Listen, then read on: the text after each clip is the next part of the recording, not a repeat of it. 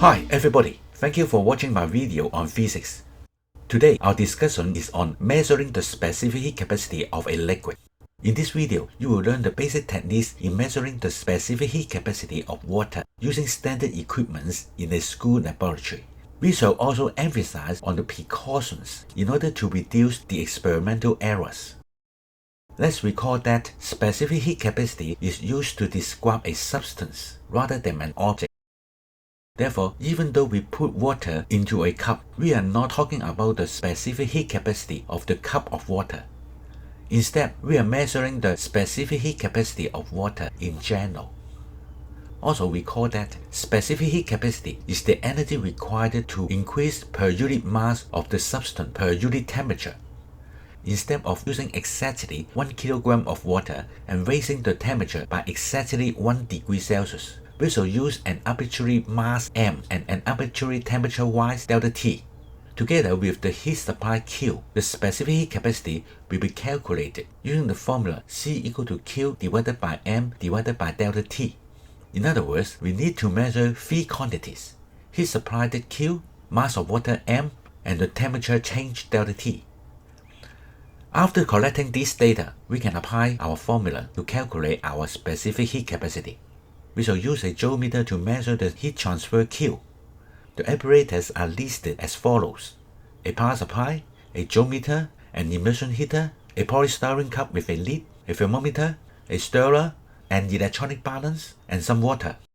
Firstly, using the electronic balance, measure a certain mass of water. Put the empty polystyrene cup on the electronic balance, tear the balance reading to 0, pour some water into the cup, adjust the amount of water so that the water depth is at least equal to the length of the immersion heater. This ensures that when the immersion heater is inserted into the cup, the heating element of the heater is fully immersed. Now take the reading of the electronic balance. The mass of water used is m equal to 180 gram or 0.18 kilogram. Next, connect the immersion heater, the power supply, and the joulemeter as shown. Put the thermometer and the stirrer into the water. Cover the cup with a lid. Take the initial joulemeter reading E0 and the initial temperature T0. Now turn on the power supply. Keep stirring the water. When the temperature has risen by about 10 degrees Celsius, turn off the power supply. Look closely at the thermometer reading. Since the heater is still hot, the thermometer reading will continue to rise. We have to wait until the temperature reaches the maximum value. During this time, we need to keep stirring the water. We can now record the final joulemeter reading E1. Just before the temperature starts to fall, we call the thermometer reading. This is the maximum temperature of the water, or our final temperature T1.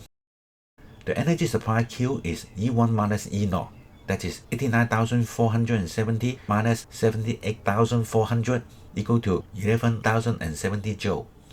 The change in temperature is delta T equal to 59 minus 25 equal to 14 degrees Celsius. With the data m equal to 0.18 kilogram, T equal to 11,070 joule, and delta T equal to 14 degrees Celsius, we can apply the formula C equal to Q divided by m divided by delta T to calculate the specific capacity of water.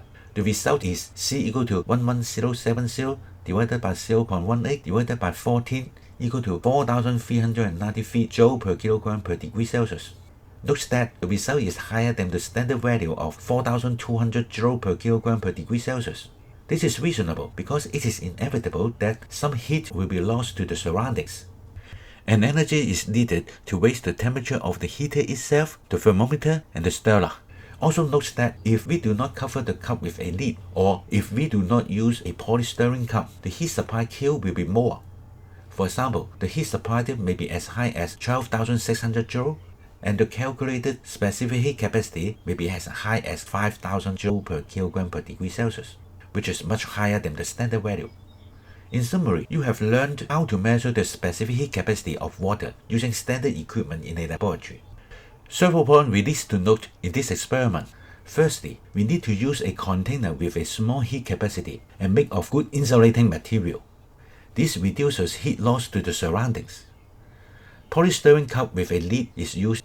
Secondly, we need to stir the water continuously. This is because water is not a good heat conductor. Stirring will make the temperature of water uniform. It means that the temperature is the same everywhere. Otherwise, the thermometer reading is not accurate.